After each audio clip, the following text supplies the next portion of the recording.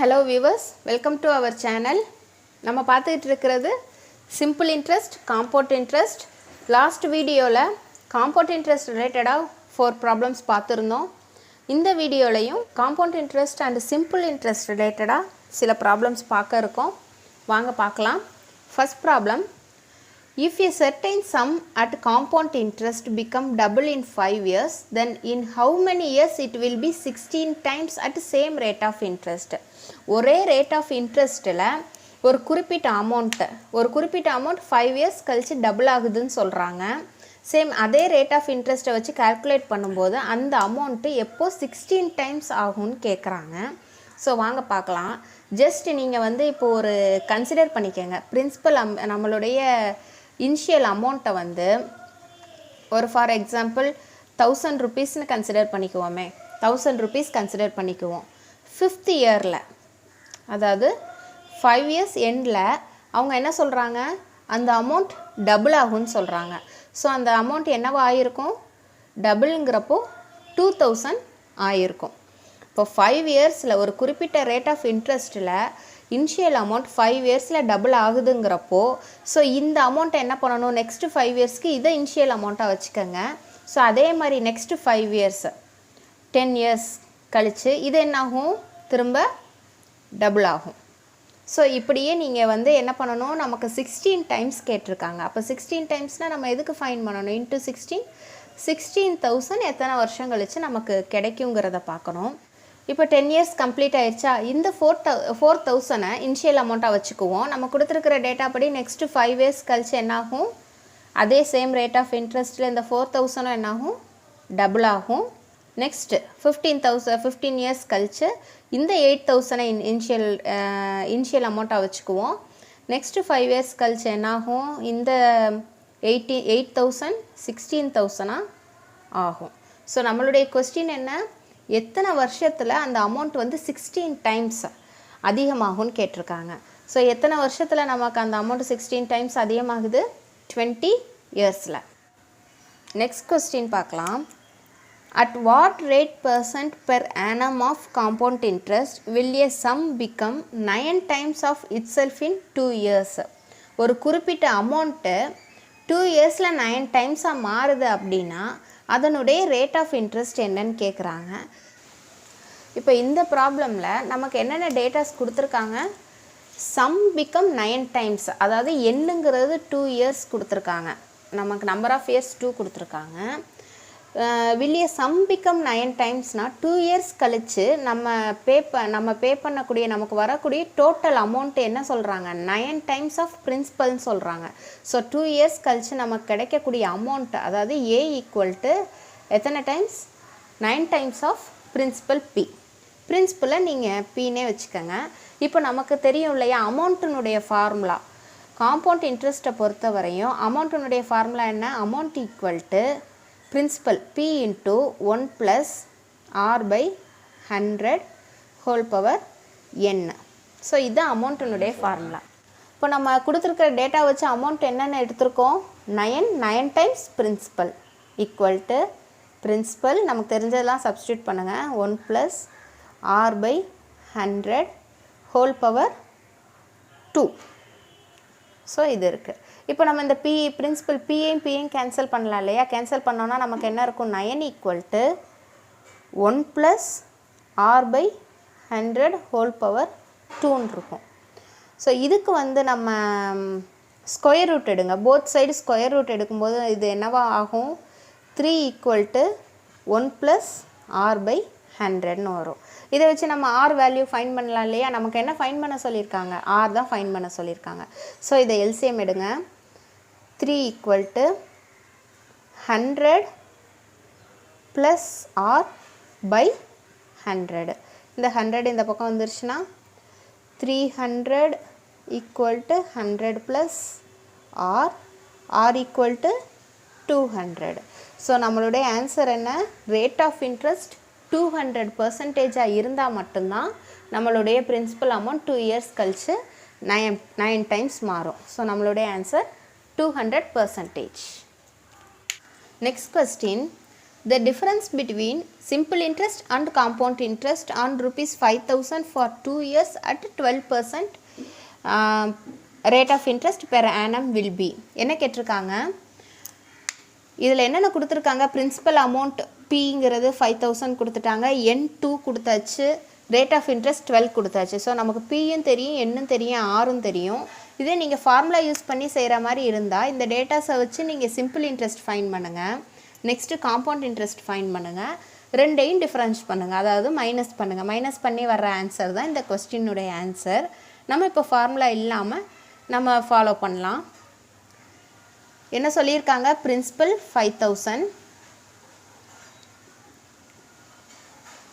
rate of interest 12%, number of years 2. இப்போ என்ன பண்ணுறோம், ஃபஸ்ட்டு நம்ம சிம்பிள் இன்ட்ரெஸ்ட் கால்குலேட் பண்ணுவோம். எத்தனை வருஷம் சொல்கிறாங்க, 2 years சொல்கிறாங்க. So first year, second year. நம்மளுடைய பிரின்சிபல் என்ன, 5,000.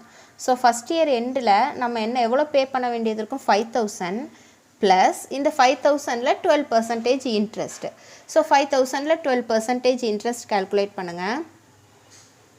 5,000 by 100 into 12. ஸோ கேன்சல் பண்ணுங்கள். நமக்கு 5,000ல் 12%ங்கிறது என்ன கிடைக்கும், 600. இது வந்து ஃபஸ்ட் இயர் எண்டில். ஸோ செகண்ட் இயர் எண்டில் சேம் 5,000, இந்த 600ஐயும் சேர்த்துக்குவோம். சிம்பிள் இன்ட்ரெஸ்ட்டுங்கிறதுனால நம்ம என்ன பண்ணுவோம், இந்த மொத்தத்துக்கும் நம்ம இன்ட்ரெஸ்ட் போட மாட்டோம், இந்த பிரின்சிபலுக்கு மட்டும் இன்னொரு இன்ட்ரெஸ்ட்டை ஜாயின் பண்ணிக்குவோம். ஸோ நமக்கு செகண்ட் இயர் 2 years எண்டில் நம்மளுடைய எதுக்கு டிஃப்ரென்ஸு, இன்ட்ரெஸ்ட்டுக்கு தான் டிஃப்ரென்ஸு. ஸோ நம்மளுடைய இன்ட்ரெஸ்ட் என்ன, 600 + 600 1200 தான் நம்மளுடைய சிம்பிள் இன்ட்ரெஸ்ட்டு. நெக்ஸ்ட்டு நம்ம ஃபைண்ட் பண்ண வேண்டியது காம்பவுண்ட் இன்ட்ரெஸ்ட்டு. சேம் காம்பவுண்ட் இன்ட்ரெஸ்ட்டுக்கு அதே ஃபஸ்ட் இயர் வந்து ரெண்டுமே ஈக்குவலாக தானே இருக்கும். சிம்பிள் இன்ட்ரெஸ்ட் காம்பவுண்ட் இன்ட்ரெஸ்ட்டை பொறுத்தவரையும் ஃபஸ்ட் இயர் வந்து ரெண்டுமே ஈக்குவலாக தான் இருக்கும். So same 5,000 + 600. செகண்ட் இயரில் தான் என்ன ஒரு சேஞ்ச் ஆகும், 5,000 + 600 ப்ளஸ் இந்த 5,000க்கு 12% எழுதணும்னா 600. எக்ஸ்ட்ரா நமக்கு இங்கே என்ன ஆட் ஆகும், இந்த இன்ட்ரெஸ்ட்டுக்கும் நம்ம இன்ட்ரெஸ்ட் எழுதணும். ஸோ 600க்கு 12% என்னன்னு பாருங்கள், by 100 into 12 கேன்சல் பண்ணிட்டோம்னா 600ல் 12% என்ன, 72.